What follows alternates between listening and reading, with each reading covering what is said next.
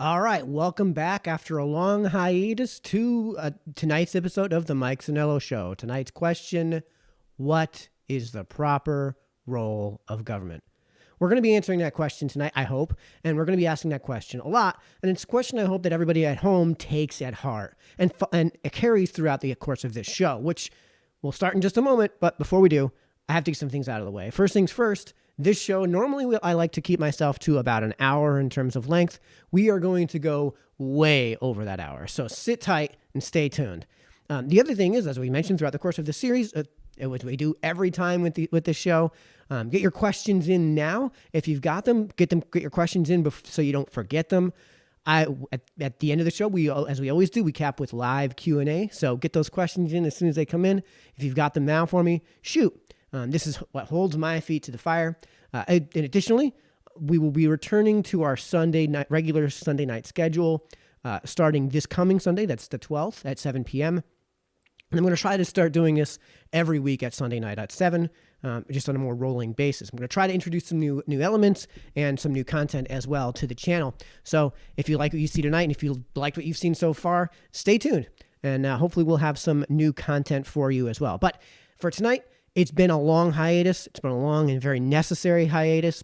In the meantime, there's kind of a lot to go over, and there's kind of a lot to expand upon when it comes to this question of what is the role of government, a question I never thought I'd have to ask here in the town of New Milford. But we did just have our elections. Well, they're about a month old now. The elected officials are now finally taking their seats. So we need to know what to expect from these officials. And when it comes to the agenda that are going to be coming up over the course of the next year or so, I'm really hoping that we'll kind of all agree to settle things down here. So first things first, what is the role of government? There's kind of two schools of thought on that. We're going to talk about this from a very philosophical standpoint first before we get into tonight's conversations, and there's going to be a reason for that. Trust me, folks.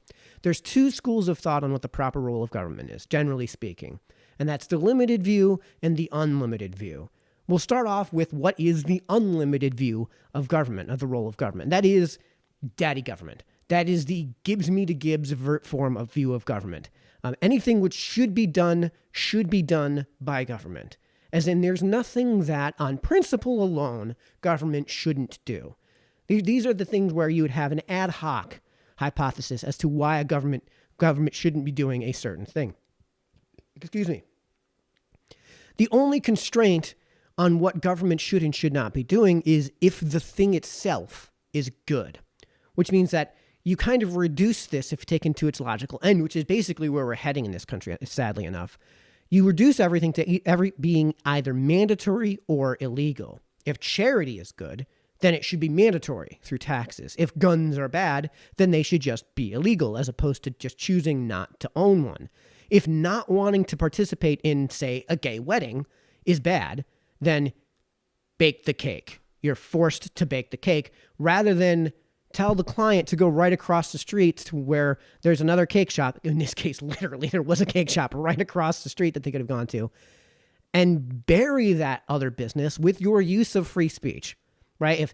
If they really are these homophobic bigots, then you get to go blast them on social media. You get to go hold up a sign right outside their door on public property that said, these guys are jerks, don't shop there, right? But again, with the unlimited role of government, daddy government says that this type of discrimination in the private sector is bad, which it probably is. It's probably dumb for somebody's business to refuse a customer at the door who's willing to give them money.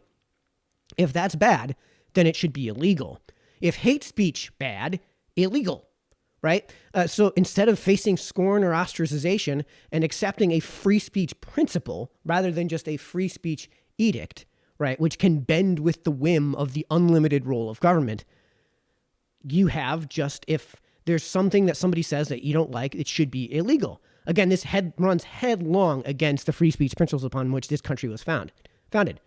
Government in this view of government, the unlimited view of government, becomes daddy. They're the ones that tells you what is good and what is bad, and it forces its constituents into a position of just Gibbs me to Gibbs. If any time you run into a situation where the underlying principle is Gibbs me to Gibbs, we're looking at an unlimited view of government. This is the view that has a pathway to 1984. And most of these people that subscribe to this view of government are at best in denial of the matter. Now, there are certain people, say certain congresswomen from the Bronx, who are not in denial, who are willing to admit that they subscribe to this unlimited view of government.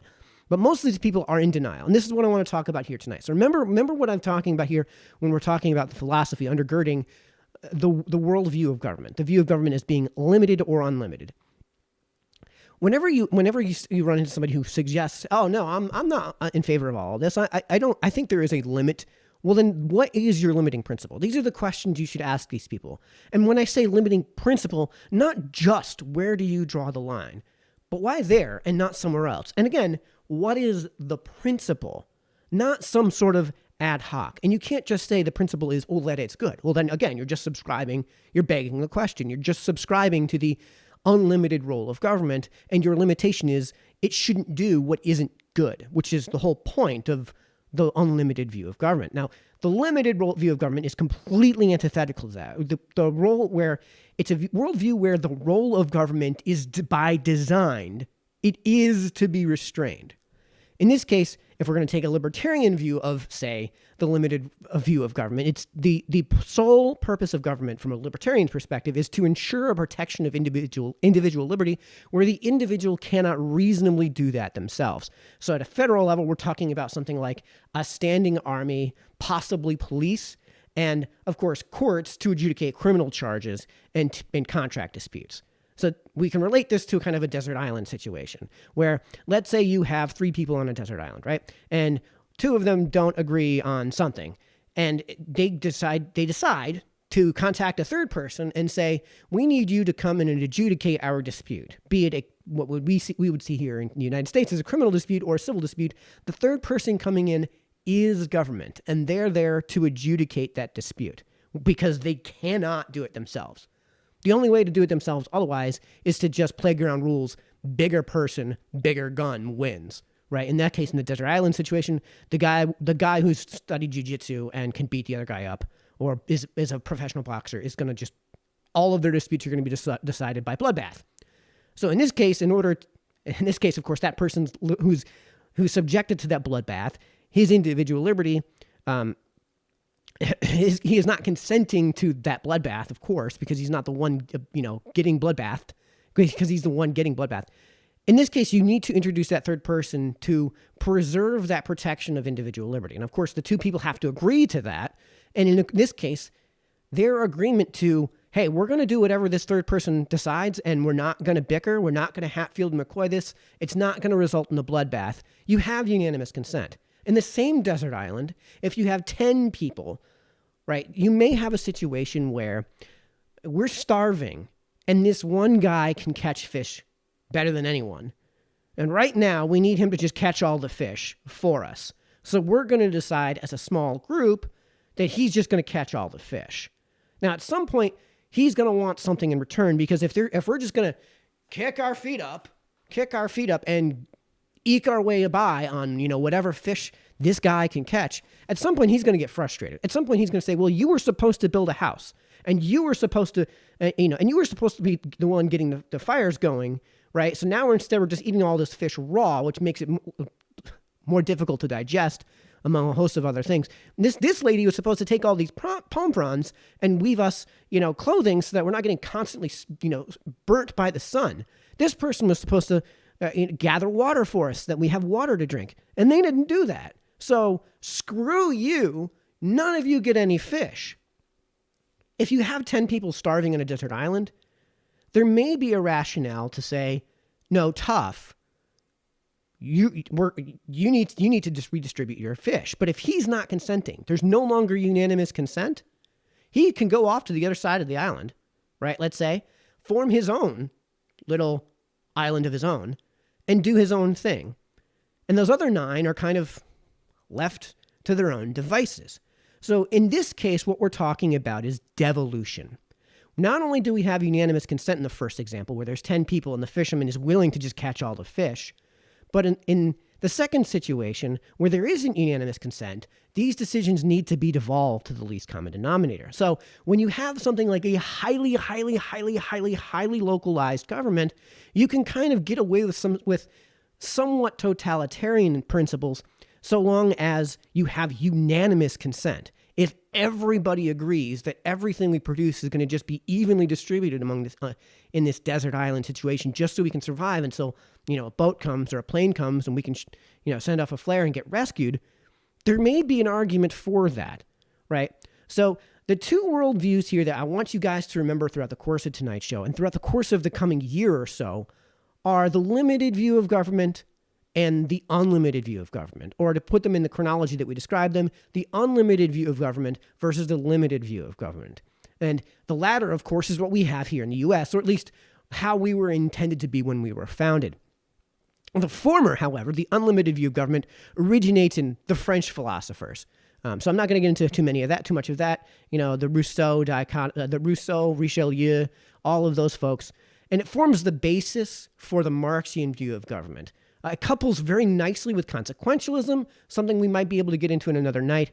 But a subset of that consequentialism is, of course, that means don't matter. It's not that the means justify the ends. It's that the means just don't matter. All that we care about is the ends.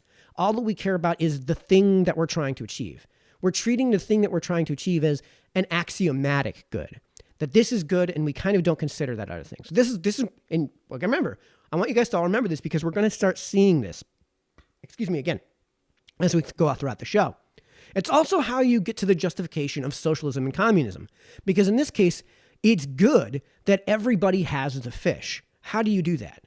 If that guy says, nah, screw you, I'm leaving. And then you basically get a situation where you have the lottery, right?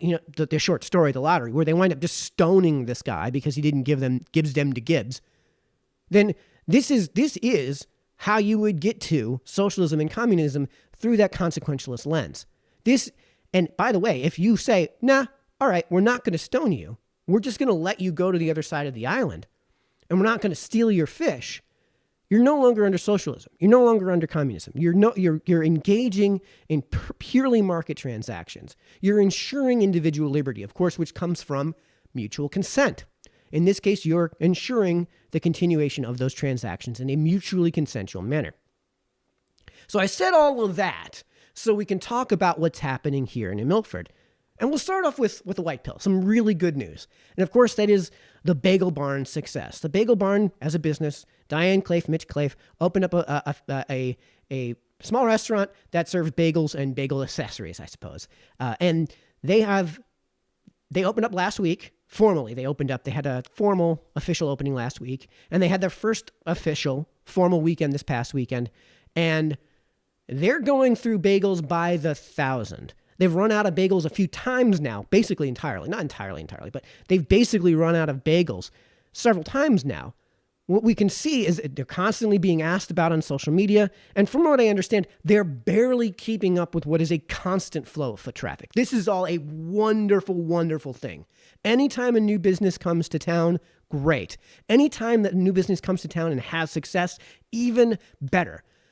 And that's because there's two parts to this story. Not only are they having success, not only are they able to hire employees and flood the market with demand for labor, therefore generally increasing the price of labor, naturally, not only do they gain the benefit of our money, we gain the benefit of the bagels. And if the bagels weren't a great benefit, we wouldn't buy them. They wouldn't have their success.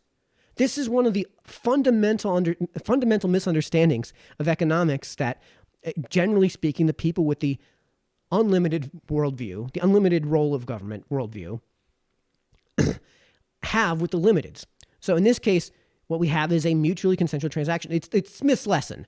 Whenever you have a mutually consensual transaction, both sides win.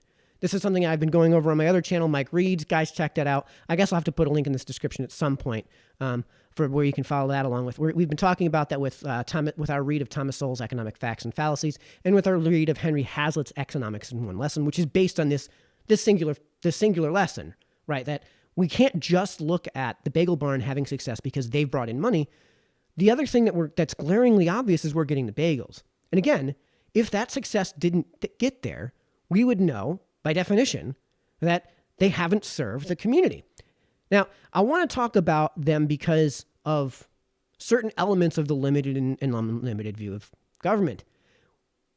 Why did they open last week formally?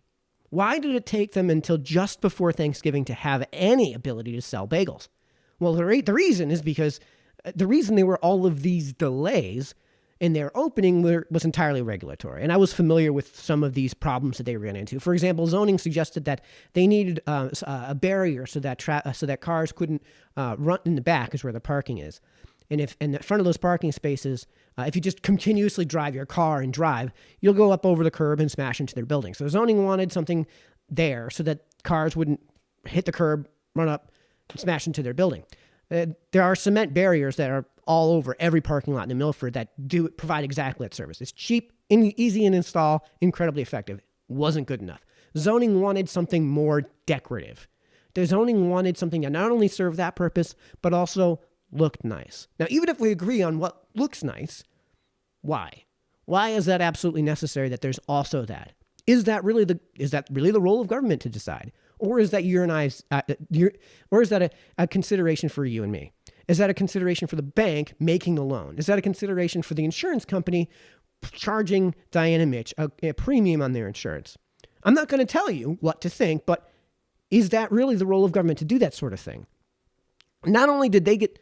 So the other thing to consider is that because of these delays, not only did they not get the money weeks or months ago, you didn't get your bagels weeks or months ago. Again, this is a mutually consensual transaction. So anytime that they're not making money, we are not gaining the bagels. We as a community are losing for every dollar that is delayed essentially into their hands, as long as there's mutual consent in these transactions. Now, of course, I actually haven't been. Sorry, Diane. Sorry, Mitch. I'll try to make it at some point. Part of the reason I haven't been, the main reason I haven't been is because I just haven't had time. But part of the reason that I haven't been is, and I'll say this, I'll be honest, I honestly can't tell the difference between what people consider a great bagel and a Dunkin' Donuts bagel. But that's not for me to decide for anyone else. Maybe I'll change my mind when I go there, but the point is that's not for me to decide for anyone else. That's for me to decide for me. In this case, they can convince me to change my mind on that matter in a bottom-up manner. This is not a top-down approach. This isn't somebody coming to me and changing my mind. This is me going to them to have my mind changed. So we're going to come back to this example, but this is an example of, in the free market, of how this can play out. The other thing to consider that this is something that has already happened. So let's talk about something that's going to be coming up over the next, I think it's going to take several years, and that's the new ball fields, the new sports complex that's being put together. So right now, there is a temporary committee that's been established. The number constituency has not been established. I think they're going to be discussing that at the next town council meeting. We'll see how that goes. This is something I'd like to actually volunteer for. But let's let the mayor explain exactly what the purpose and intent was in putting together this committee. For those that don't know, a lot, if not most, of our sports fields are on private property. They're not on town property. And when Mayor Murphy was mayor, Garrick Fields, which are on Nestle's, some people call them Nestle's Fields, some of the fields were going to be taken away because the company was grown. So Mayor Murphy at that time charged a group to go and take a look and see if there was availability to create a sports complex for the town, where it would be on town property, where we never have to worry about fields being taken away. Also, these fields would be a joint place where parents wouldn't have to go from one end of New Milford to the other end of New Milford because one child was playing in one division and in the other division. And it's also safer places. We all know when you go down past Nestle Field, the parking is on one side of. For those that don't know, a lot, if not most, of our sports fields are on private property. They're not on town property. And when Mayor Murphy was mayor, Garrick Fields, which are on Nestle's, some people call them Nestle's Fields, some of the fields were going to be taken away because the company was grown. So Mayor Murphy at that time charged a a group to go and take a look and see if there was availability to create a sports complex for the town, whether it be on town property, where we never have to worry about fields being taken away. Also, these fields would be a joint place where parents wouldn't have to go from one end of New Milford to the other end of New Milford because one child was playing in one division and in the other division. And it's also a safer place. As we all know, when you go down past Nestle Field, the parking is on one side of the road and they have to cross the road. So there's also a danger to that as well. So I know the council had given permission to talk to Kimberly Clark, which we are doing, but this would be an opportunity to create a subcommittee where we can talk about the feasibility of creating a sports complex, what that would look like, and bring that back to the council and then to the public. Similar to what we did with the turf fields at the high school. So here we have a situation where, first things first, on the Mike Sennello Show wouldn't be an episode of the Mike Sennello Show without technical difficulties. So welcome to another episode of the Mike Sennello Show with, of course, our nonstop technical difficulties. So what we have is a situation where we're discussing a sports complex that seems to me, if we're not going to consider the costs, if we're not going to consider what it would be going into this, if we're not considering the means, if we're not considering how we get to the finish line, if we're not considering the means, it seems like the ends are a wonderful thing on paper. If we're not going to establish that value is subjective, which it obviously is, if we're going to create some sort of objective measure of value and not consider what goes into that objective measure of value and how we get to that end, then yeah, this sounds like something pretty wonderful. But the question we're asking tonight is this the role of government? Is government the thing that should be providing this thing? So first things first, so as Mayor Bass explained, there's no specific property necessarily to be considered. So this is kind of sounding a lot like the Pettibone Committee, or it wasn't the Pettibone Committee, the Community Center Committee. Does the community actually want this? Does the community need this? What would it look like if we're going to have it in New Milford? How would we go about this? Is it feasible to go about doing the thing that people want? And that if we're going to serve the thing that people want, is there a place and a way to do that? What's it going to cost? And of course, there would be a tremendous amount of process involved in all of this.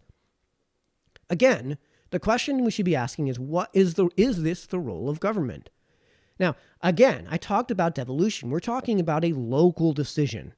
So if we have something like unanimous consent, which is just not going to happen at the state level. By the way, this is why you have this discussion at the local level. We have this discussion here in New Milford, and we're going to come back to that, not in Hartford.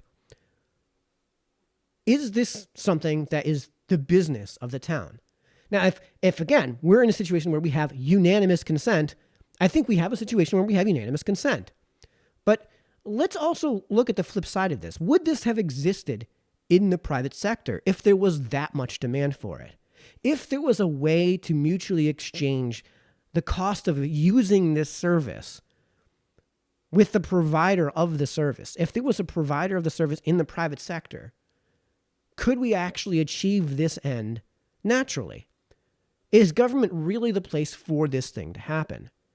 And if this is going to happen too, why haven't we been kicked off of those properties that are already doing this in the private sector? For example, we're using Kimberly Clark's fields. Yeah, we're using fields that are owned by Garrick. Why haven't they kicked us off yet? If they're basically charging us nothing for it, I don't know if they are or aren't. I'm pretty sure they aren't. But if they aren't, that seems like we're getting an awful lot of bang for the buck, considering that we're paying nothing for it. We've got an X over 0 situation. So in this case, the question is, why haven't we been kicked off those fields in the first place? If there was some use for those lands that would just roll cash in to KC, if there was something for the use of those lands at Garrick that would just roll cash in, do you think they wouldn't have already done it? And of course, they're going to weigh that against the PR nightmare that would be kicking the town off of those properties.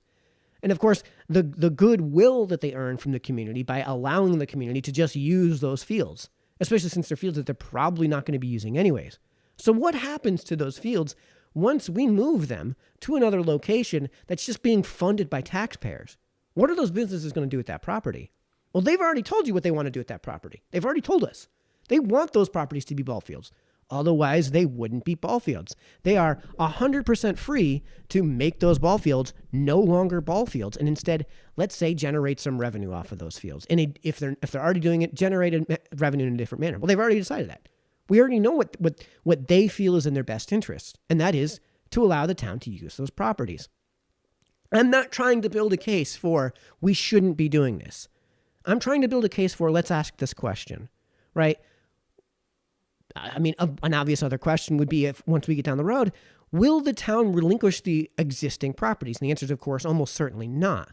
So if the already existing properties are owned by the town and they're serving the community, and then the thing that they're doing becomes served better by another piece of property, why would the town be holding onto those fields? If the best way to serve the community is with having those fields be ball fields, then ostensibly if we were to relinquish them to the private sector, they would just keep them as ball fields. If we're not going to relinquish to them, if we're going to relinquish them to the private sector and they're not going to be ball fields, they're going to be something else that would axiomatically serve the community better than whatever was there to begin with. So of course, I'm of the belief that if those field space, if that is going to be relinquished, if that is going to be moved to another piece of property, then these properties that are devoted exclusively to ball fields, why are we hanging on to them if we're going to service all of that need? Now, it's possible that we're not going to be able to service all of that need, and we're going to need to keep those ball fields, some of these ball fields intact and in place and in their current position. There is actually a pathway from a libertarian perspective to we should have this sports complex, right, here in New Milford, and we should do it a certain way. And again, that is the unanimous consent perspective.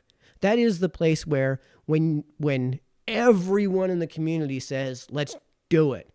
This is the place where I've said this, I said this jokingly, but now I'm basically on board with it. Everybody knows that the traffic in the afternoons, and especially on Saturday afternoons, getting across that bridge, the Veterans Bridge here in town, is just horrific. And it's a major nightmare. And as a libertarian, I am fully ready to have my tax dollars go up to get that situation taken care of. I know it's going to cost millions and millions and millions of dollars.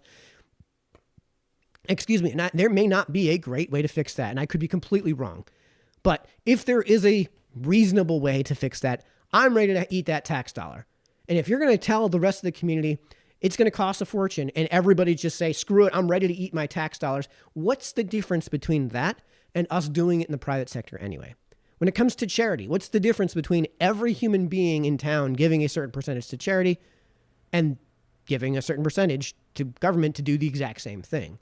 So in this case, when you have an incredibly devolved decision, then you can have certain things like unanimous consent. Of course, when you do that sort of thing, when you do these sorts of things, there's going to be lots of what you might call due process of government. I talked about this.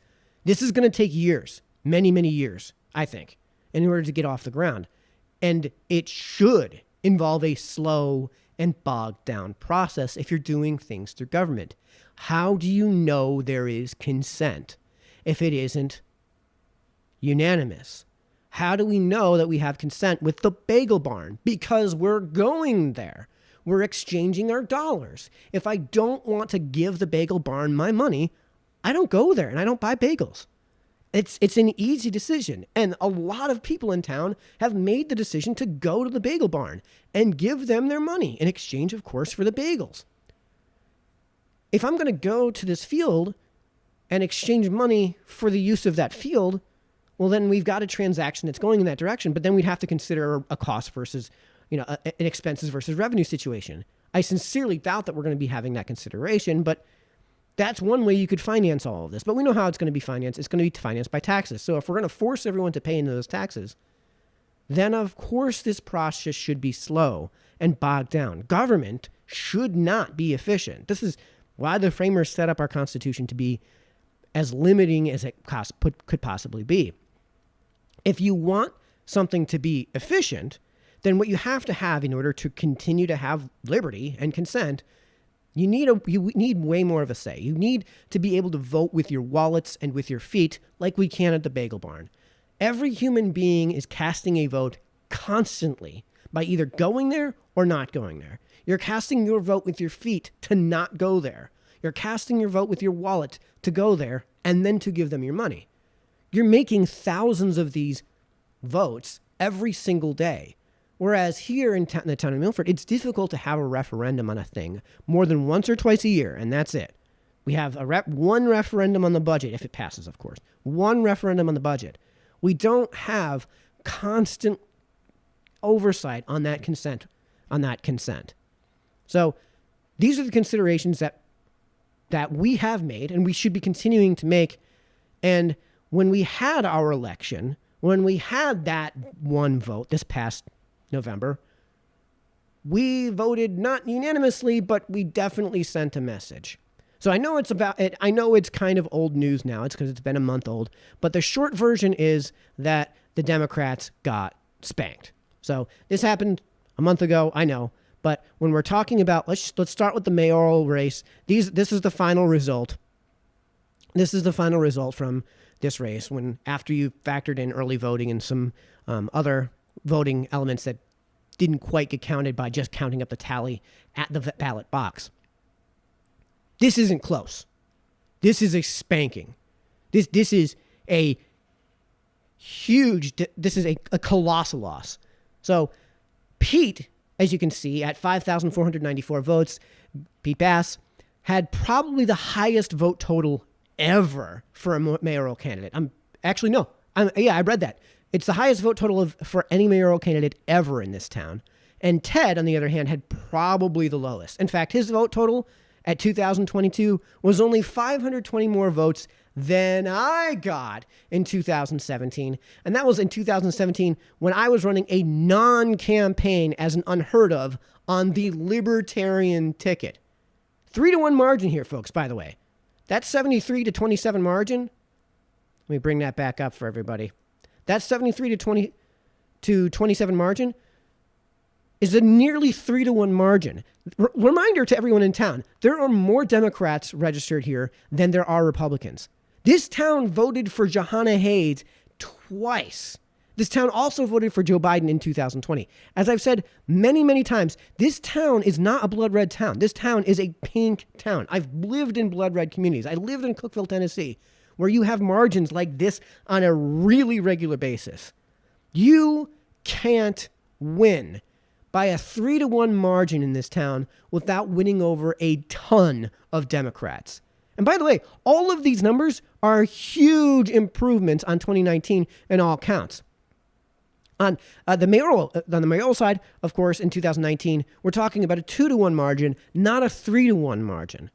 And some other things I was right on. By the way, I lost a bet. I lost a bet, and I'll say who it was to. Paul Zemansky, I owe you lunch. We played a game of guess the number. I guessed 73. He took the over. I set the post at 73. He took the over, 73.1%. So I was pretty darn close. I mean, I was kind of right. He took the over, so he's winning lunch. I owe you lunch, Paul. Give me a call. Let me know when you want to redeem that.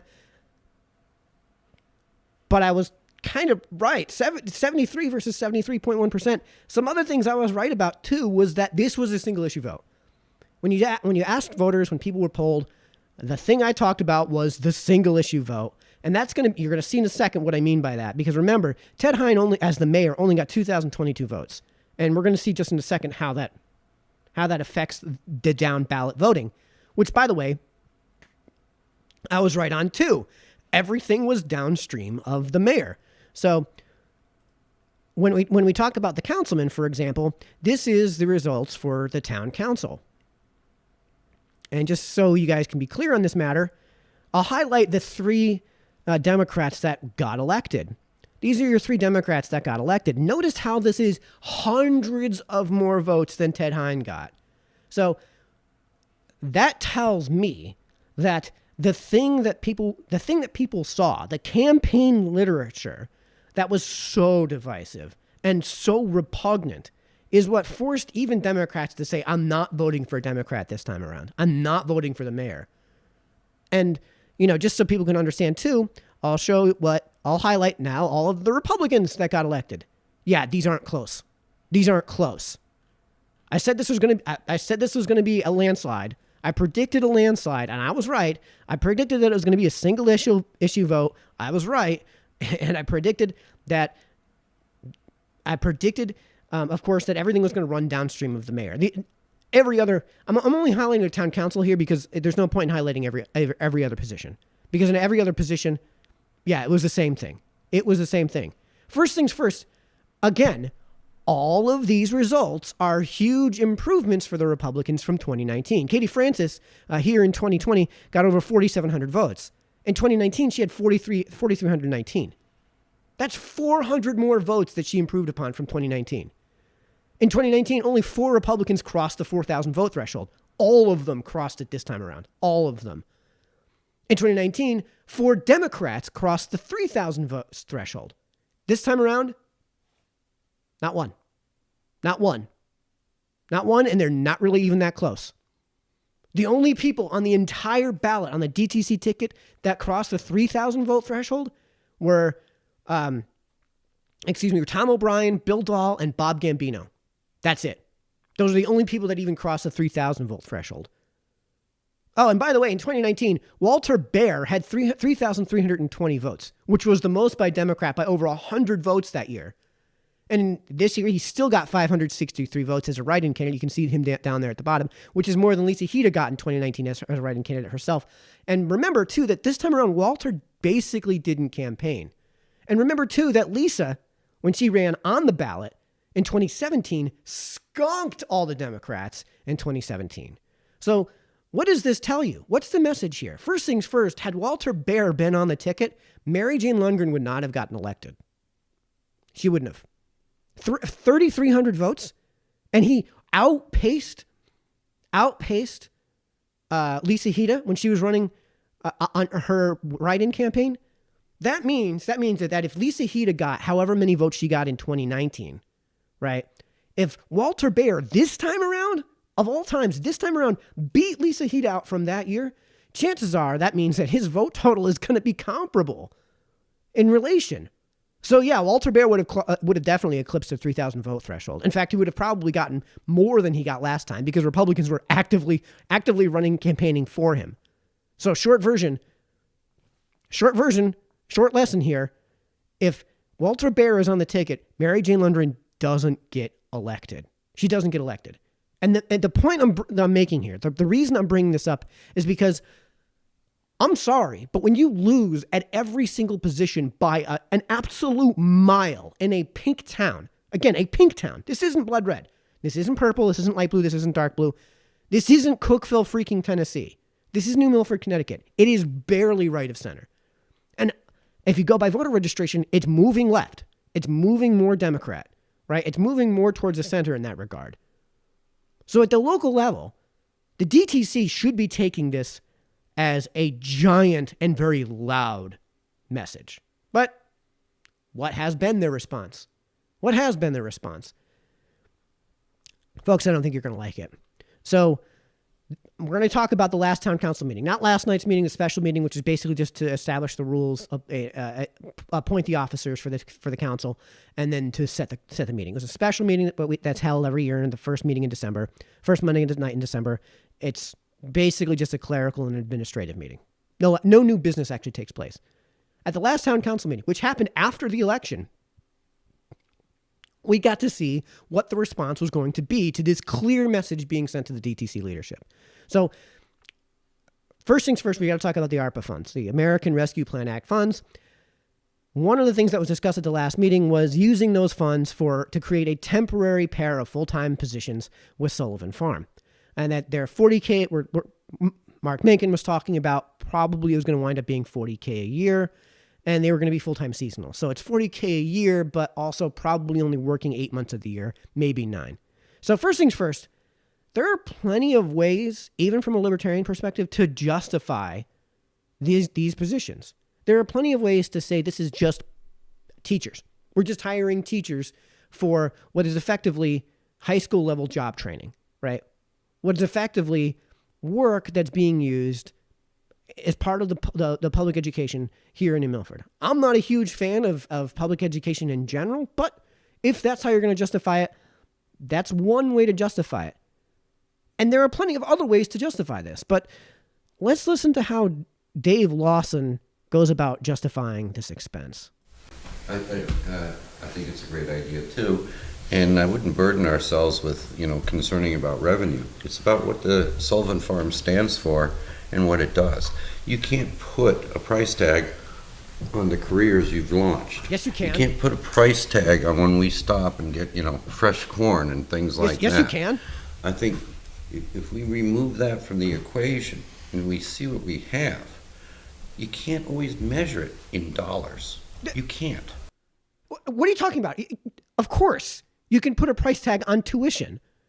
There's just, notice how the way he's justifying this has no concern whatsoever for the taxpayers or his constituency. No concern for the voting electorate in this regard.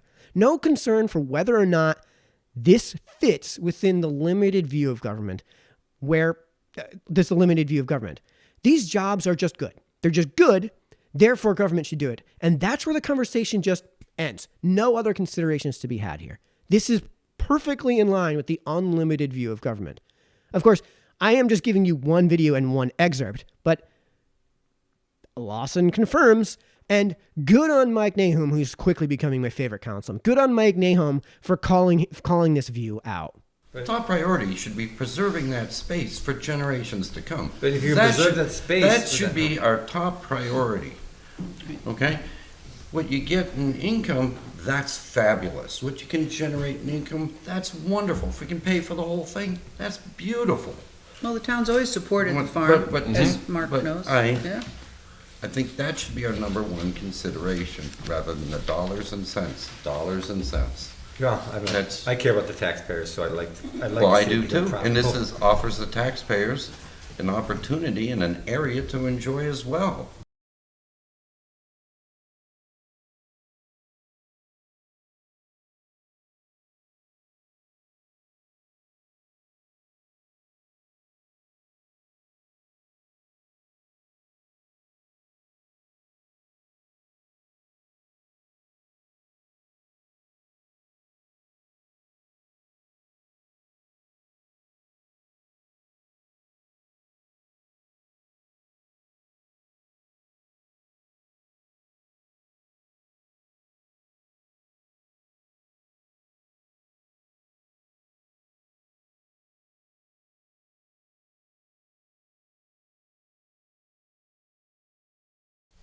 I'd like to add $13,000 to that, and that would be a 2-year trial to give seniors a pass to our parks, including a free movie pass.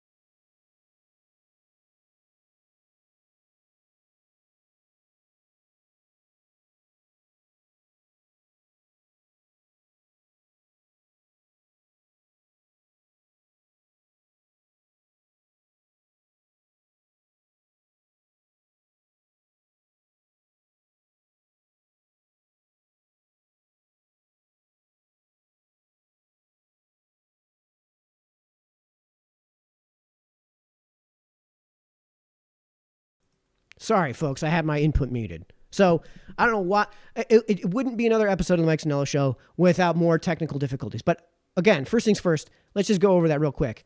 The passes for Lindeming are already for free for seniors who can't afford it. Those who can't afford it are telling us what their intentions are with their wallet. They're voting with their wallet. They're willing to do that thing for that price. So never minding that this is a temporary handout that fits perfectly into that ethos I mentioned at the beginning of the show, the Gibbs me to Gibbs meme. How is this not Gibbs me to Gibbs, right? Not only are we going to ignore that, if we're just going to ignore that there's nothing more permanent than a temporary government project, or in this case, government handout, why in God's name does government not have a duty to its shareholders, that's you and me, the taxpayer, to offer the greatest return on their equity? If people that were using the park were already willing to pay for the use of that park, Why would we not charge for the use of that park? Why would we burden the taxpayers? Somebody that Mike Nahon was good to point out, Dave isn't considering in this calculus. Why are we charging the taxpayers for something they might not necessarily be using, when a good portion of them would be willing to pay for that? What is the value of that service? Well, it's measured by price. How much money can we charge and still have and maximize the revenue that we generate from all of that, right? If we charge too much, then nobody's going to pay that price. But if we charge too little, then everyone's going to, if we charge nothing, then 0 times any amount of use indicates minimizing revenue. Why aren't we making this consideration? And if we're going to do that with that, again, remember the limited versus unlimited scope of government. Why should revenue be collected ever outside of taxes? Why should anything government does be paid for by anything other than taxes? What's the actual principle, for getting rid of use fees? Why should anyone have to pay to use, for example, the recycling center? Why should anyone have to pay for that? What's going to happen? Well, then everyone's just going to bring everything all the time, and we're going to be completely inundated. So what is the actual principle? And again, don't give me an ad hoc. Don't tell me, well, this in this case it's bad, and we're going to come up with some rationale for that thing to be bad. What's the underlying principle that undergirds all of this? Again, I gave you the underlying principle for the limited scope of government, the libertarian view of government within the limited view of government, which is government that is there to ensure individual liberty and do nothing where the individual can't reasonably do it themselves, and that's it. And that's it, right? And you can rationalize having the park. You can rationalize having that park technically paid for with taxpayer dollars. You can rationalize having it paid for with use fees. You can't, from that one principle, you can't do that with the unlimited view of government. And by the way, all of these and other obvious considerations are considerations Katie Francis brings up in response to this proposal. Shucks, I guess we don't have that one on tonight. So Katie Francis brought this up. Here we go. This is Katie Francis. Good job, Katie. Then when this, say it's 13,000 goes away, we then would be burdening the budget. You can call it a burden. No, I don't think of it as a burden. I don't think it's a burden. So instead of actually addressing the question and addressing the principles, we get tone policing. It's tone policing the word burden, a word Dave just used 2 clips ago. In fact, let's rewatch that clip so we can understand what he means when he uses the word burden. Top priority should be preserving that space for generations to come. But if you preserve that space, that should be our top priority. Okay? What you get in income, that's fabulous. What you can generate in income, that's wonderful. If we can pay for the whole thing, that's beautiful. Well, the town's always supported the farm, as Mark knows. I think that should be our number one consideration, rather than the dollars and cents. Well, I care about the taxpayers, so I'd like Well, to I see do it become too, and this profitable. offers the taxpayers an opportunity and an area to enjoy as well.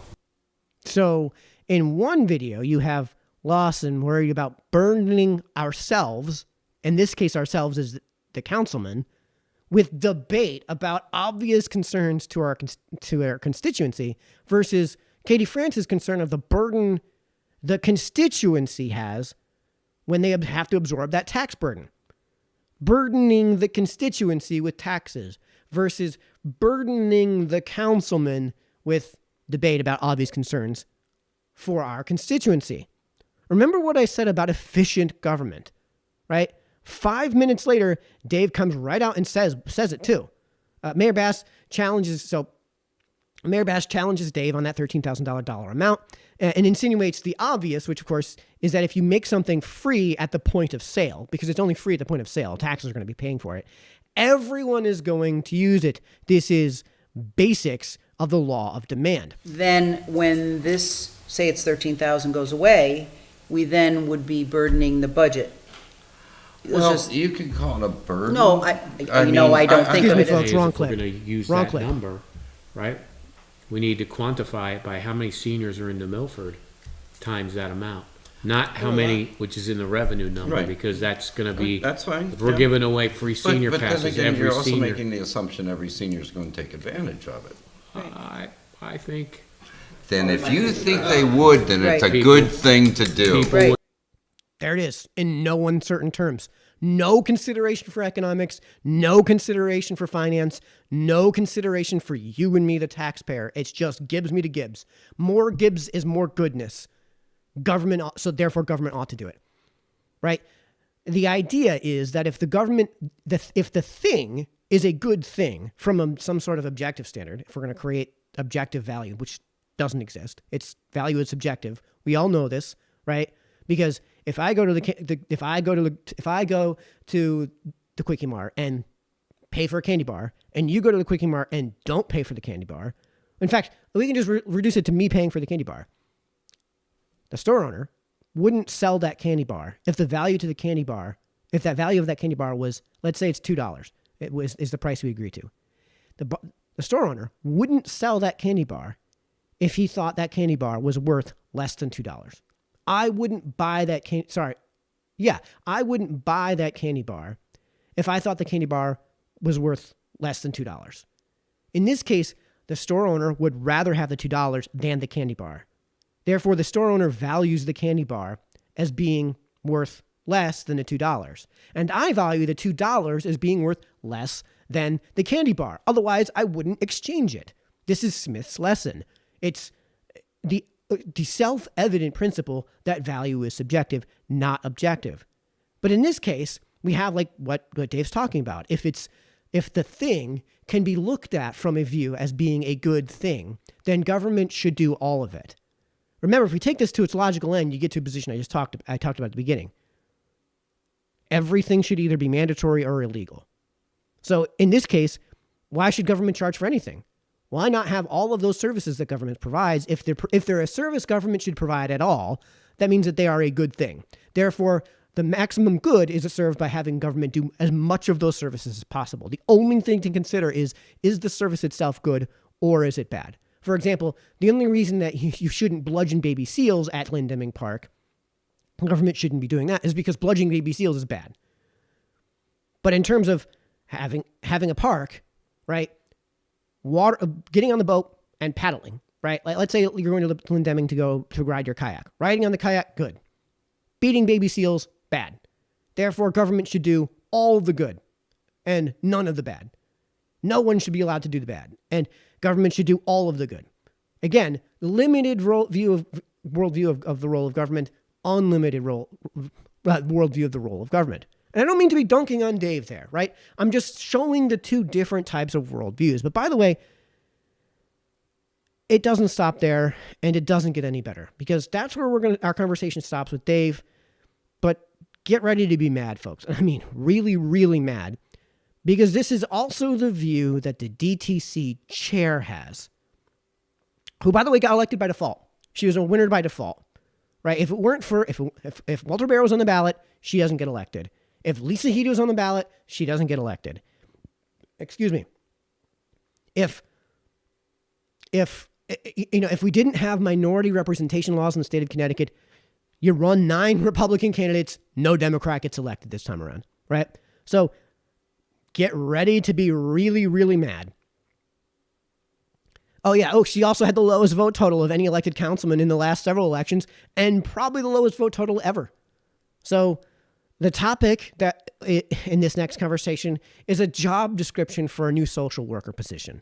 Katie Francis, just so you guys understand what's going on here, this is clip 10. Katie Francis makes the motion. Motion to approve the job description for a new position that we've discussed, this crisis social worker / counselor. This is the 2-year position that's created through the ARPA funds, and we have a description of it, and I think we have an HR guy here too. So the tab to the taxpayers is going to be about $50,000. Is going to be $50,000 a year in terms of their salary. Of course, there's more involved in that, but let's say for argument's sake, let's keep it to that $50,000 a year. Remember the theme for tonight. What is the proper role of government? Again, in a highly devolved, if we have highly devolved government, so we're now working at the least common denominator in terms of government here, the municipal level. If this is the thing that's preventing criminal activity, if this crisis intervention social worker is the thing that's preventing criminal activity, and everyone consents to government should be to that level of prevention of criminal activity, then there's an argument for it. It's the same argument you would make for something like speed limits in a community. Now, I'm not talking about a specific speed limit, but for the mere existence of speed limits, right? So let's talk about a stretch of 202, the stretch of 202 right in front of the police station, that hill. No one ever goes, the speed limit there, I believe, is 45, 40. It's pretty close to what almost everyone is doing there anyway. So if there were no sign there saying what the speed limit is, you'd be going pretty close to that speed limit. So let's say that if we were to then plop a sign in, right, we would say that as a community, 85% of us drive, say, 44 miles an hour on that stretch of road. So if we make that speed limit 45 miles an hour, then we basically have, this is our threshold of risk. This is what the community is willing to accept as a threshold of risk, right? And in Bridgewater, they may not be willing to accept that threshold of risk on an otherwise identical stretch of road, let's say, right? And in Danbury, they may be willing to accept a higher threshold of risk on an identical town road. So in that way, what you can have is speed limits that are different from one community to the next. And because you can't just individually decide, well, it's Mario Andretti or it's Dale Jr., so, this person gets to drive a little faster, or this person is, I can think of a number of people in town who should not be driving, period. So let's say one of these people that's been in half a dozen car wrecks, several DWIs, and, that person really shouldn't be on the road. And if they're going to be on the road, they should really be, you can't do that. There's no way to adjudicate that. So from a feasibility standpoint, you kind of just have to say, well, this is the number we're going to agree to. And as a community, you can agree to that number, that specific threshold of risk. And it may be that you're indirectly agreeing to that number because what you're saying is the way that we're getting to that number is whatever speed people are driving at, that 85% of people are driving at, that's the speed that we're going to use for that road, right? So again, there is an argument from the limited worldview of government to have this position at a highly devolved level, right? So again, if this criminal element is taking away your individual liberty and you don't have a reasonable way to handle it yourself, well, this may be a place for government to take care of that. Now, I'm not here to make this argument for it or against it, but this is an argument which ought to be debated, not just presumed. And on that note, here's Mary Jane Lundgren's argument against the description that is being discussed.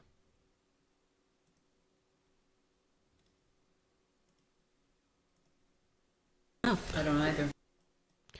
So, just so everyone knows, first things first, personally not enough. What does she mean by personally not enough? Now, I may be nitpicking here, but this is a question that I'd like to hear answered. And we're probably going to be able to figure that out as we go through the night. Now, it's 8 o'clock. Just so folks know, yeah, we're running over tonight. Deal with it. There's a lot to go over tonight. The average salary for a social worker in Connecticut, according to ZipRecruiter, is $53,000 a year. New Milford is below average in both cost of living and GDP per capita in Connecticut. And we're also talking about a public position with town benefits that you're probably not going to see in the private sector. This is not an LCSW.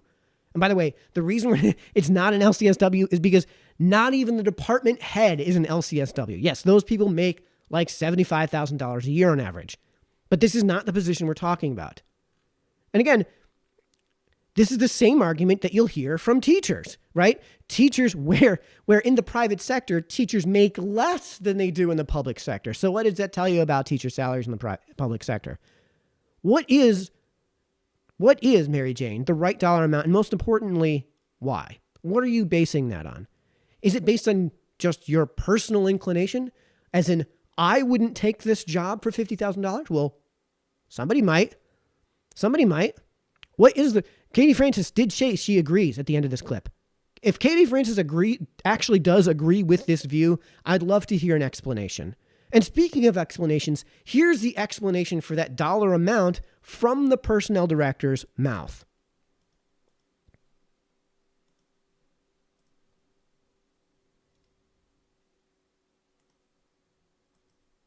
The social workers within social services are currently in the mid-50s and didn't feel comfortable bringing somebody in at a level above where our established employees already are. Well, maybe that's the problem. You need to Yeah, I raise think all those this is a- salaries. yeah, They're right. like grossly underpaid.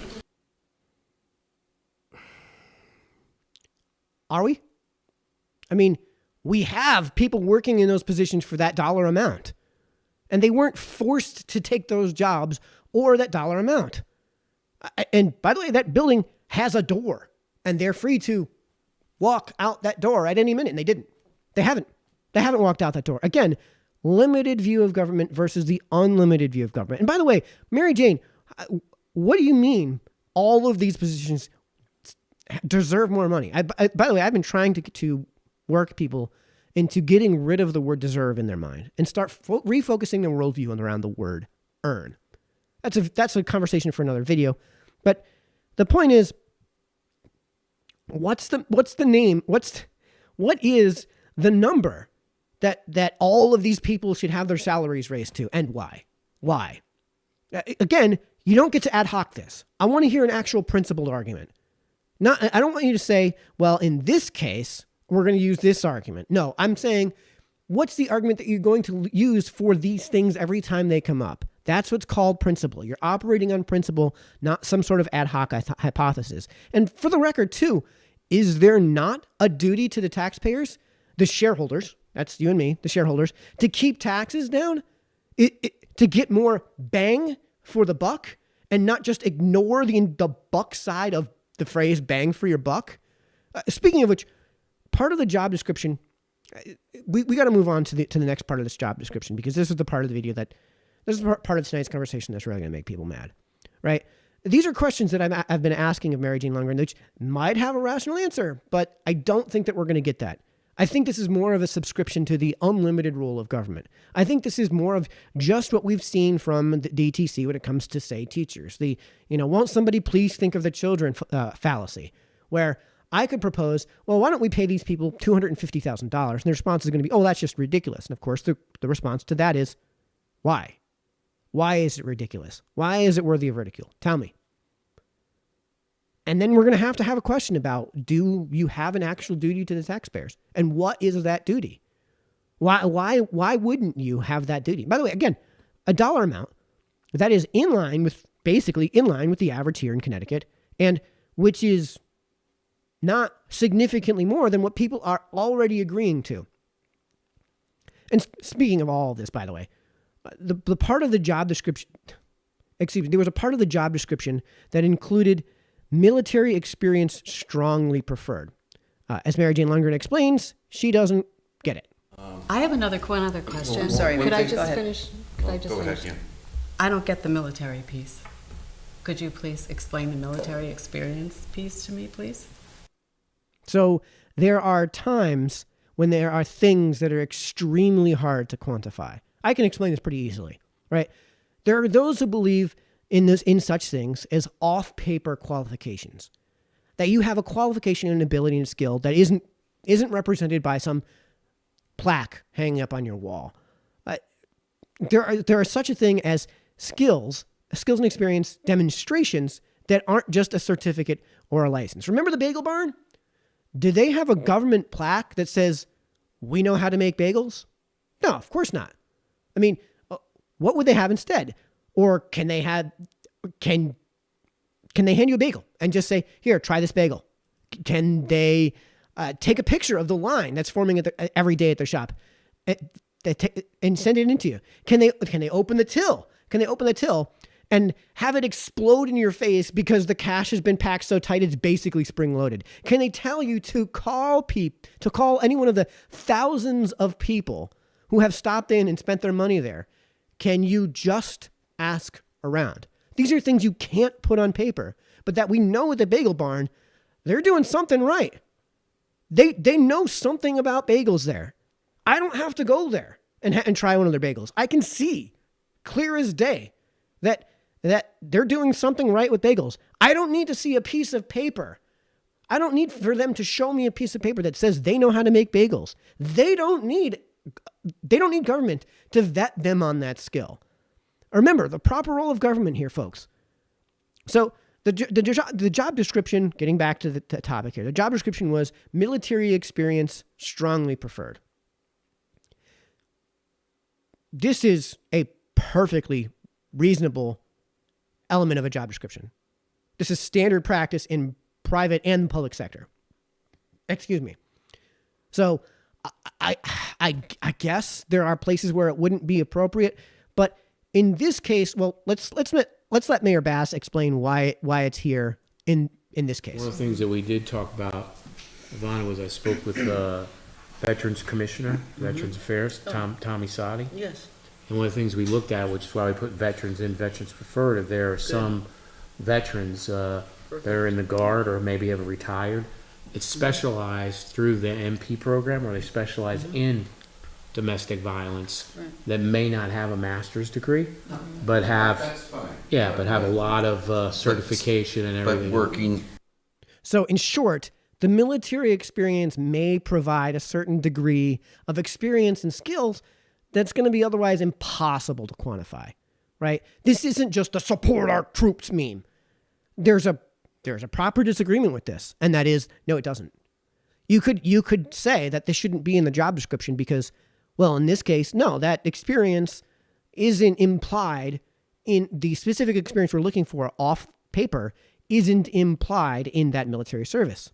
So let's hear what Mary Jane Lundgren's complaint is.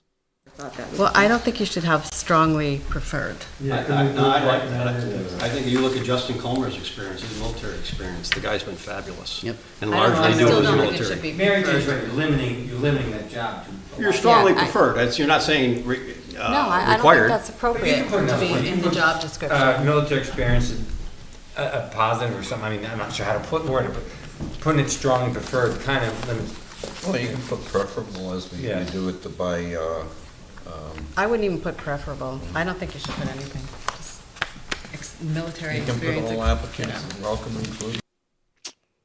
Well, that's a bold strategy, Cotton. Let's see how it plays up. Let's see if it pays off. Remember, the initial objection could plausibly have been written off as just being against strongly preferred rather than just preferred, which seems to be what Nahum was talking about and what he eventually walks away from. But it's not what Mary Jane Lundgren was talking about. And all I'm going to say about this whole thing, God bless Tom Esposito. I disagree. Was that was her question? I support that military strongly preferred. I don't support it at I all. didn't think you would. So, yeah. So, I mean, this one clip alone may have convinced me to run in 2023. Six Republicans plus one Libertarian means no more Mary Jane Lundgren. So that's what's been. The new elected slate has been sworn in and seated. What's to come? Let's talk about what's to come. So one of the first thing that's going to come is a zoning. It's not a change to zoning ordinances. It's actually a non-change to zoning ordinances. So if you've been following zoning, as I have over the past several weeks, the public act that we're going to be talking about is Connecticut Public Act numbers 21 through 29. So if you want to follow along at home, you can go ahead and do that. The short version, the short description, the TB guide description of what this is, what all of these public acts are, 21 through 29, is just an imposition of all kinds of new zoning regulations on the towns, and this town especially, coming from Hartford. Remember what I said about devolution. So all of these new zoning changes coming from Hartford are going to supersede the existing town ordinances. That doesn't mean that all of our town ordinances are now null and void, but there are town ordinances that are certainly going to be in conflict with the new zoning regulations that are going to be forced down on us from Hartford. So remember what I said about devolution. Where are we going to have unanimous consent on what ought to be built where? Right? If there's a libertarian argument for the mere existence of zoning, right? Which is that it is going to devalue my house to be right next to a pork rendering plant. So if you want to have property values maxed out in a community, you make sure that you don't have pork rendering plants installed immediately adjacent to residential property. You don't have industry immediately adjacent to residency. Maybe you have a geographically isolated area that has really good access through rail and highway or something along those lines, but isn't feasible for building residence on, or isn't already surrounded by residential properties. Maybe you take that and you set aside that property for industry, right? And the only way that the community can actually enforce this, the only way the community can ensure that maximum return on the value of their own residential property is through very vague, very limited zoning ordinances. Mere existence of zoning, right? It isn't going to say, this isn't to say that like what you ought to have is, say, zoning that is so draconian that your car barriers, your parking barriers have to be decorative and ornate rather than just a concrete block to serve the utilitarian purpose of not having a car roll into the building. They have to be ornate and they have to comply with some. No, we're not at that point. So there is an argument for the mere existence of zoning from the limited view. Okay, so the thing that we're going to be talking about tonight are, because there's an opt-out that zoning rightly, I think, actually involve themselves in. So the two zoning regulations that are going to change are related to in-law apartments. So I'll talk about the first one real brief. So in our town, if you have a residential property, if you have a house and you want to build an in-law apartment, and then you want to charge somebody rent to live in that in-law apartment, you're allowed to do that with one room, and it has to be, with one resident in that in-law apartment, basically one bill for that in-law apartment, and they have to be a relative. So the first change that's going to be imposed upon in Milford is that person no longer has to be a relative. The second change in the in-law apartments is that it's going to ban zoning ordinances that would limit parking, that would mandate parking be more than one space per person. So in this case, if you have an in-law apartment, and here in New Milford, let's say you have a one-person in-law apartment, that means if we required, I think I'd have to read the exact text, but if we changed, excuse me, I'm stumbling here. I'm stumbling, folks. Forgive me. If you have an in-law apartment and you rent it out, you can't impose a parking regulation that would require a parking space or more for that in-law apartment, in addition to what's already there. A parking space effectively set aside for that in-law apartment. If you have a two-person in-law apartment, you can't have an imposition of more than two spaces on that in-law apartment. It may actually only be one. So I think it's, if you have a one-bedroom in-law apartment, right now, you have to have one parking space per person. One parking space per room, per tenant, effectively. And this new Hartford-originated ordinance would limit that to that one. So we couldn't say, if there are going to be, let's say, a couple moving in to this in-law apartment, into this one-bedroom in-law apartment, we couldn't require that they have two parking spaces. That's the actual text. That's the actual intent of these new ordinances that are coming in from Hartford. Now, there's an opt-out for each of these considerations, for the parking consideration and the fact that they no longer have to be a relative. All right. So before we get into that, I'm actually not really that opposed to these new changes. I'm not really opposed to limiting the number of restrictions that government can have on private sector development. My worldview is it's your property. It's your property. If you want to build an in-law apartment on your apartment and charge rent for it, I have no problem with that. I have no problem with somebody saying, I need more revenue. I can't afford to live in this house unless I have all this land, right? Either I'm selling off all this land or I'm building, a couple of additions so I can have more tenants on my property. I have no problem with any of that, right? Right now, my libertarian vision of zoning is not in compliance with zoning. So I have no problem with these rules. But again, where should they be coming from? What is the proper role of government in Hartford? Now, there's an opt-out for both of these, as in we automatically adopt these new changes if we don't expressly say that we're not going to adopt these new changes.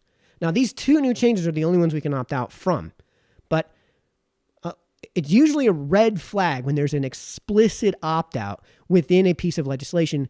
And that, of course, the red flag being that this is a garbage piece of legislation. Because these are super duper duper duper rare. It is super rare that, especially here in Connecticut, you have some bill passed through Hartford where there's an exclusive opt-out for the towns. And again, that's usually a red flag for bad legislation. So let me read the text for you. This is from Connecticut Public Act numbers 21 through 29. This is on pages 15 through 16. This is just, so there's an opt-out for each of those. I'm not going to read both of them. I'm just going to read the opt-out for the second one related to parking. F. So this is section, it looks like section 7, part F. Notwithstanding the provision of subsections A to D, inclusive of this section, the zoning commission or combined planning and zoning commissions as applicable if of a municipality by a 2/3 vote, so by a 2/3 vote, the zoning board may initiate the process by which such municipality opts out of the provisions of said subsections regarding the allowance of accessory apartments, provided such commission, and this is how you go about opting out. 1, first holds a public hearing that happened in accordance with the provisions of sections 8-7D of the general statutes on such proposed opt-out. 2, affirmatively decides to opt out of the provisions of said subjections within the period of time permitted under sections 8-7D of the general statutes, January 1st, 2023. That happened. Zoning board affirmatively opt out of the provisions. 3, states upon its record the reason for such decision. I'm sure they did. I was at these zoning meetings. I gave them the reason. And 4, publishes notice of such decision in a newspaper having a substantial circulation in the municipality not later than 15 days after such decision has been rendered. Thereafter, so after zoning's done its thing, the municipality's legislative body, town council, in a municipality where the legislative body is a town meeting, its board of selectmen, so we are a town meeting for government, so its board of selectmen, here we don't call them selectmen, we call them councilmen, by a 2/3 vote, so this is going to take 6 out of the 9 councilmen, may complete the process by which such municipality opts out of the provisions of subsections A to D, inclusive of this section, except that, so they can opt out as long as they don't, on or after January 1st, 2023, no municipality may opt out of the provisions of said subsections. So what does that mean for you and me? That means that the next thing that we're going to see from the councilmen and this process is for them to decide if they're going to opt out of this legislation. Of course, I think you guys should know my thoughts, but I'll give them to you. I actually am in favor of the legislation, but it should absolutely not be coming from Hartford. This is something that should absolutely be devolved to us as residents. If we want to modify our own zoning ordinances, then we should modify our own zoning ordinances. And by the way, the process by which we would modify our own zoning ordinances in this regard is significantly more involved than what I just described. It's significantly more involved than public hearing for zoning, vote from the 5 members from zoning, kicked over to town council, 2/3 majority, done. So I believe I believe it's done there. I don't believe we actually have to go to referendum. We may have to hold a town meeting because the legislative body in this case is the voting public, but the legislative arm of that voting public is the town council. So I'd have to talk to Randy about that. But the point is the next thing to come is town council. So I hope the people that are watching, if you're not on town council, can get the message to town council. If you are on town council, keep this in mind. This is a process for us to make. Remember the bagel barn. I said in the beginning that I can't tell the difference between what people call great bagels and Dunkin' Donuts bagels. But that's not for me to decide for you. This is not for me to decide for you. That's for you to decide for you and for me to decide for me. This decision that's going to affect us here in New Milford is not for Hartford to decide. This is for the town of New Milford to decide. So if you agree with me, then we should absolutely be opting out of this bill. This is absolutely something we should be opting out of. And if you also agree with me and really want to see this process done correctly, we should go through the town of New Milford. Now, I bring this up because based on what we've seen from the DTC, what do you think their worldview is going to be? I'm giving you a second to think about it, right? This is kind of a rhetorical question, but the point is made the same. The point is made the same. If you have the unlimited view of government, in this case, if you want those changes, this is a way to do those changes. Done. No further considerations to be made. This is good, so we're going to just do it. Good. Right? Remember what I said about how the means aren't considered.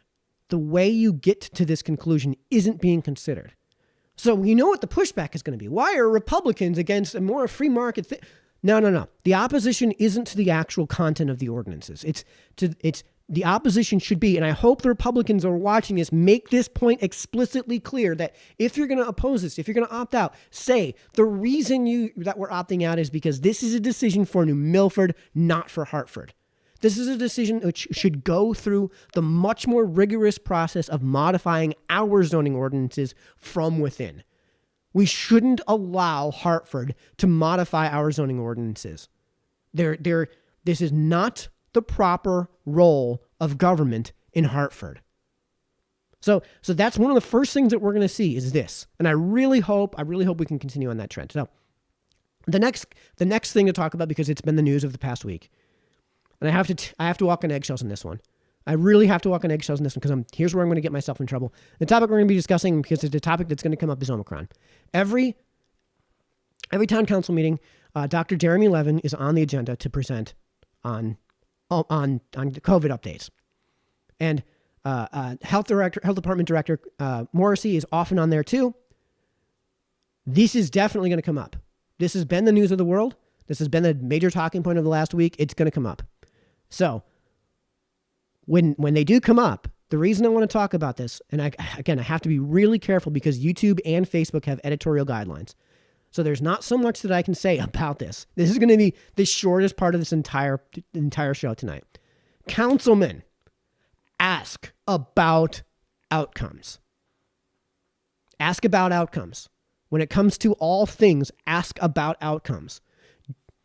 I know why we're using I know why the conversation has been nothing but transmission. We've talked about this in the past. I'm not here to talk about that. And I talked about when Ms. Morrissey said we are focusing too much on outcomes. We're focusing too much on deaths. Of course, we care about deaths more than anything else. In brief, because it's death. Because it's death. Not only is that like the goalpost, right? There's nothing beyond that goalpost. Not only does that provide a good goalpost, not only, of course, do other adverse outcomes tend to necessarily scale with death. Like, it's death. Of course, this is the thing we care most about. If we have a little sniffle, not that big a deal. If we're talking about deaths, then we're talking about deaths. This is where our area of concern with. So, of course, we're going to care about outcomes. And of course, the outcome we care most about is death. So, councilmen, when we have this conversation about Omicron, which you know is coming up, have this conversation, ask about outcomes. That's what we care about. And if you have to be combative, use HPV as an example. HPV has run absolutely roughshod over our college campuses. Mike Nahum has kids in college right now. They're going to get HPV. We're going to get it. Like, it's just an accepted inevitability in college. Mike Nahum, at least one of your two kids is going to catch HPV at some point, right? Why aren't we burning down the entire post-secondary education institution here in this country? Why aren't we doing that? No, it's because nobody, and I mean nobody dies from HPV. Nobody. It's incredibly easy to treat, just as much as it's incredibly easy to vaccinate against COVID.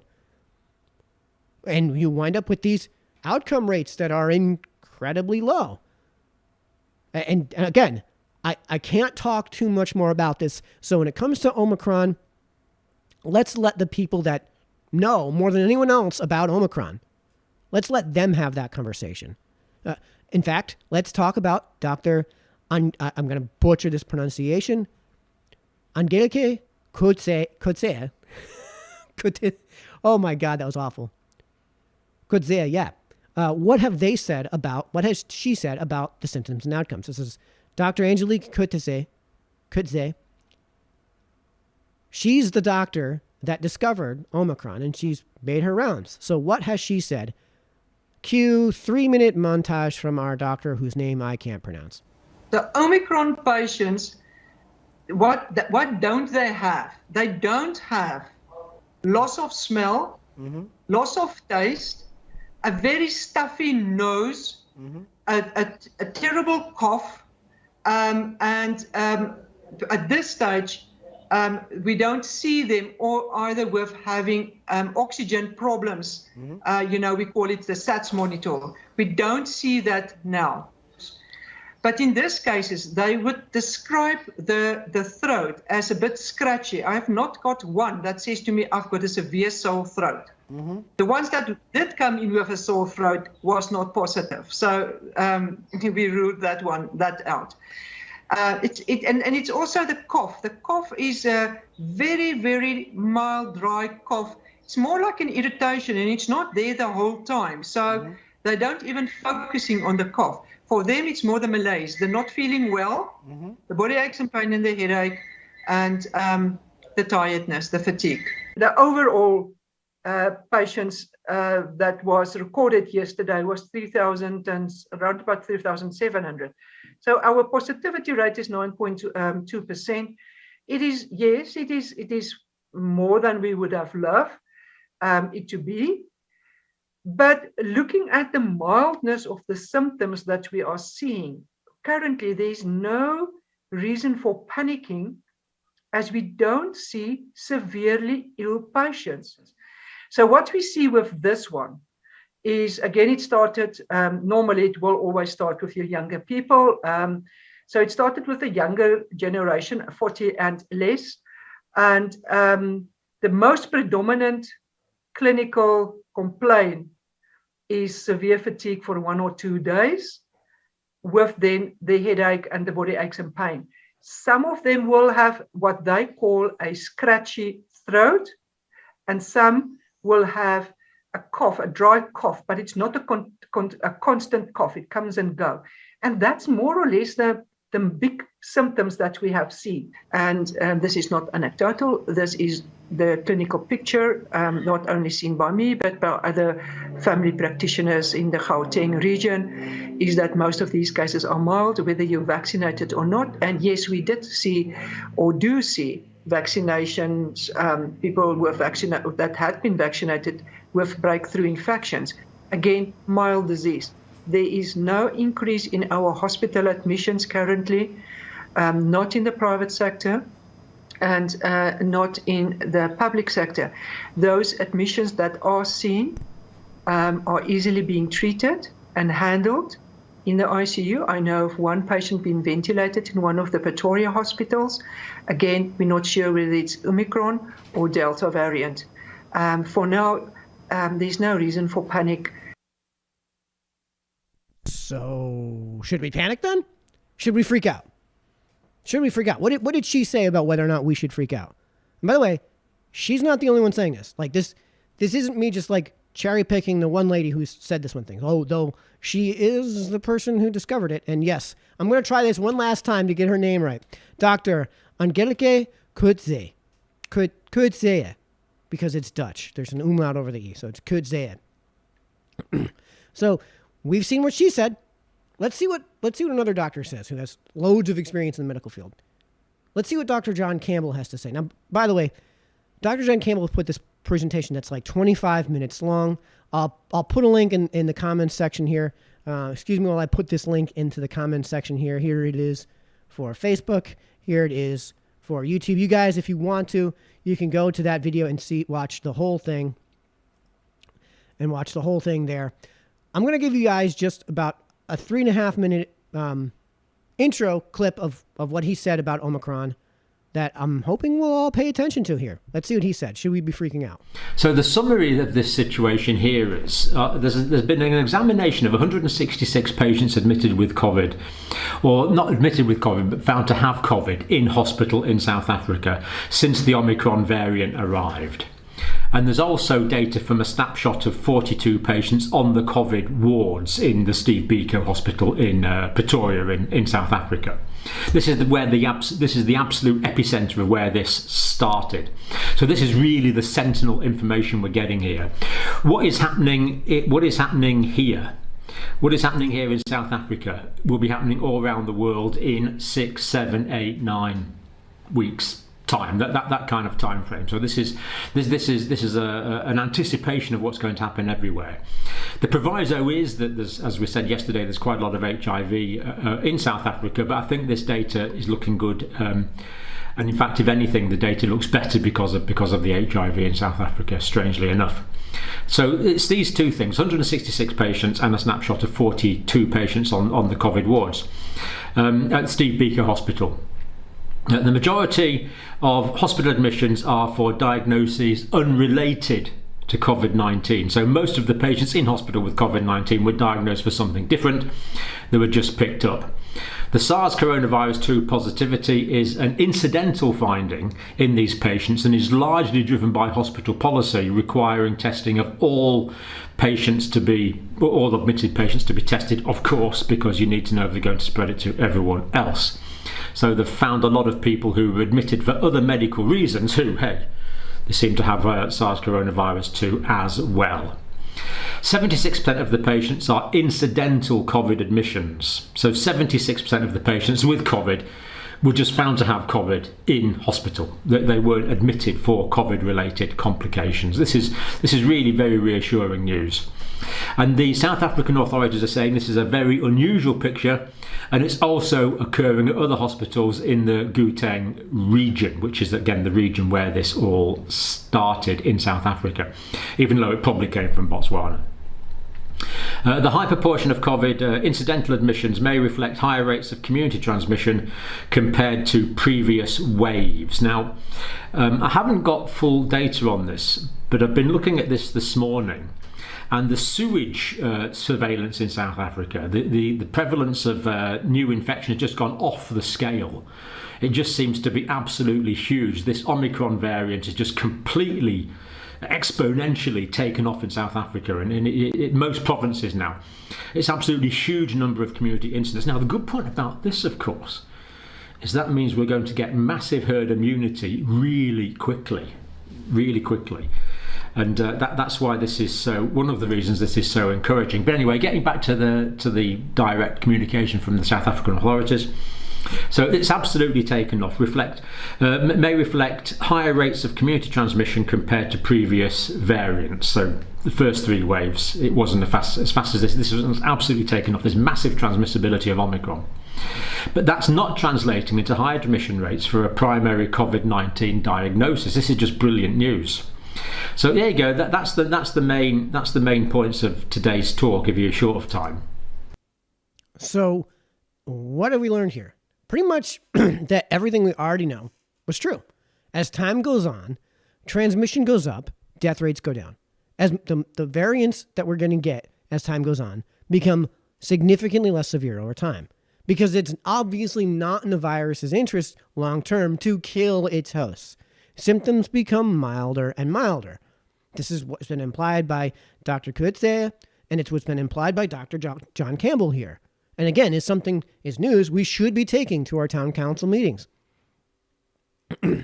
What's implied from what Dr. John Campbell has said is that Omicron has a chance to completely take over the other variants. This is good. This is good because the outcomes are extremely, extremely mild. And if the outcomes are extremely mild, who cares? Then everyone can develop natural immunity and we move on, right? If this is something that is just part of the air, right? If this thing is as mild as everything's been implied so far, and it looks to be the case, and it would logically predict to be the case, then what you would want to do is have this just everywhere, because that means that if the symptoms are going to be mild, then even the unvaccinated can just go ahead and get it, and then have a naturally built, I can't use that phrase because we're on Facebook and on YouTube, have a immunity built up by virtue of having that exposure, right? And then we can just move on. And like a whole host of other diseases we built immunity to over the length of human history, it'll just be out there in the ether. In fact, when it comes to things like E. coli, there's a partly symbiotic relationship to a certain extent. Now, I realize E. coli is not a virus, but the point is the same. If it's just in the air that we breathe and not harmful, who cares? Who cares?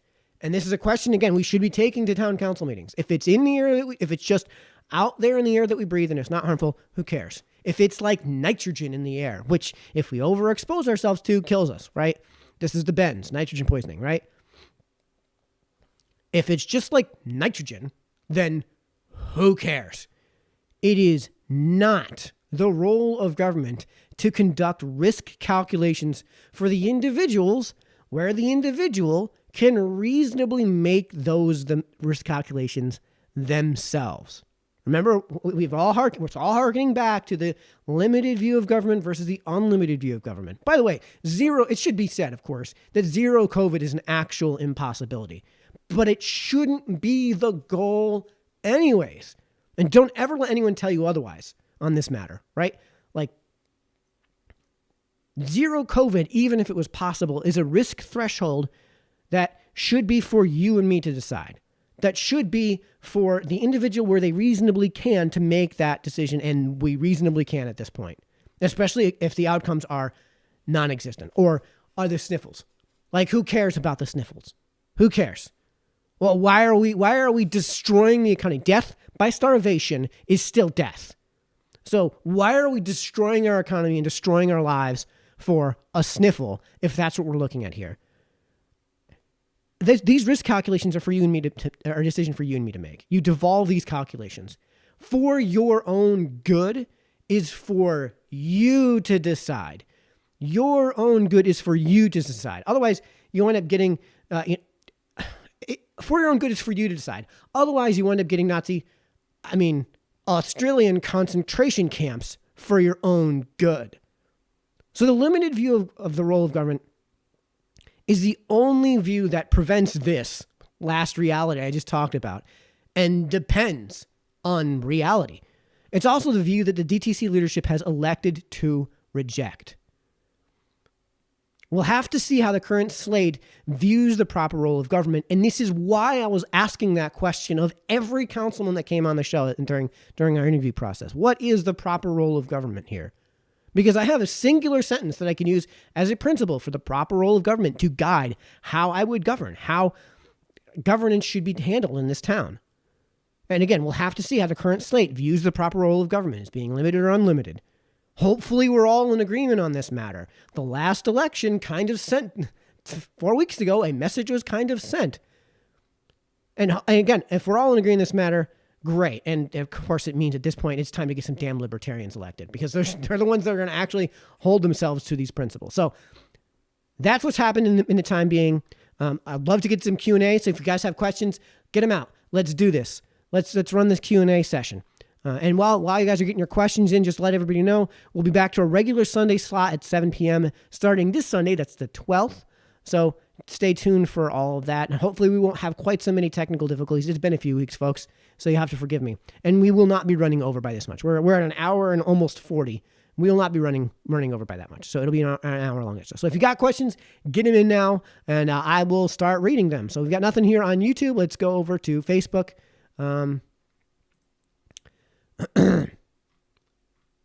Let's see. Joe says those bagels are awesome. Well, they might be. And, I'm going to give them a try at some point because why not? Everyone else seems to think they're good, right? We have a lesson here. They know something about bagels. Obviously, just based on the foot traffic, right? I don't have to just take Joe's word for it. I can look at the foot traffic and know right away. I don't have to rely on some, government stamped of approval to know that they're really good, to know that they know something about bagels, right? And again, maybe I wind up doubling down. So I will give them a try. Diane and Mitch, if you guys are wind up watching, I will give you guys a try as soon as I get some time here. Patrick Lewis was late to the party. Good evening, Mike. Hi, Pat, for tuning in. And I want to just say a thanks to everyone who's joined in and everyone who winds up joining in the future. I do this because I like to do it, but it's hard for me to continue justify doing this if I'm not getting a message out to at least somebody, right? If I'm not relating this information to at least somebody. Patrick Lewis says, teacher salary should be performance-based. You bet. You absolutely bet. I mean, again, we're talking about outcomes. And in the private sector, that's how they are based. That's why the private sector has does such a better job of actually educating. We look at educational outcomes. Like if we look at standardized testing scores, if we looked at job career placement moving forward, if we look at actual outcomes from their educational system, they do better. That's why people are willing to pay their taxes to the local community and also pay on top of that tuition, room, and board in certain cases, tuition at least and room and board in certain cases for the private sector. This is already telling you that the private sector is doing something that the public sector isn't. And by a lot, because around here, it's $30,000 a year to go to a private school anywhere near here. Maybe something like Faith Church would be less because the church helps subsidize that with community contributions within their constituency. But that's already telling you that the private sector is doing something right. And is doing something at the very, very least that the public sector is definitely not doing. So that's all I see in terms of questions. Third party can't win. Yeah, I would love to prove you wrong, Patrick. So if I do wind up running in 2023, it's going to be a much more serious campaign than my non-campaign previously. And quite frankly, all I've got to do apparently is get to the 3,000 vote threshold and I wind up getting elected. So again, if you're in favor of Mary Jane Lundgren not being serving in town council, this would be, and then that's the approach you would want to take. You would want to see a libertarian running so that you can have 6 Republicans get elected again and have that 7th seat be filled by a libertarian, let's say, and not filled by a Democrat. And then winner by default winds up not being winner by default. So, I mean, it's kind of a vicious cycle. It's kind of a vicious circle, excuse me. It's a self-fulfilling prophecy. You can't get elected, therefore you won't get elected. I won't vote for this person because they can't get elected. I'm not going to elect this person because they can't get elected. Yeah, I mean, it's a bit of a circular logic. I would love for that to not be the case. I would love to see some third parties get in, especially if they're running on the libertarian ticket. And maybe I'll end up doing it in 2023. And yeah, this last town council meeting would, if that's going to happen, that was the straw that broke the camel's back. Was that conversation, which probably pissed a lot of people off. And I won't lie, it kind of shocked me that anyone had the temerity to say what she said that night. So, anyways, thanks everyone for tuning in. We'll be back to our regular schedule, regular Sunday night slot at 7 p.m. starting this Sunday the 12th. And until then, everybody,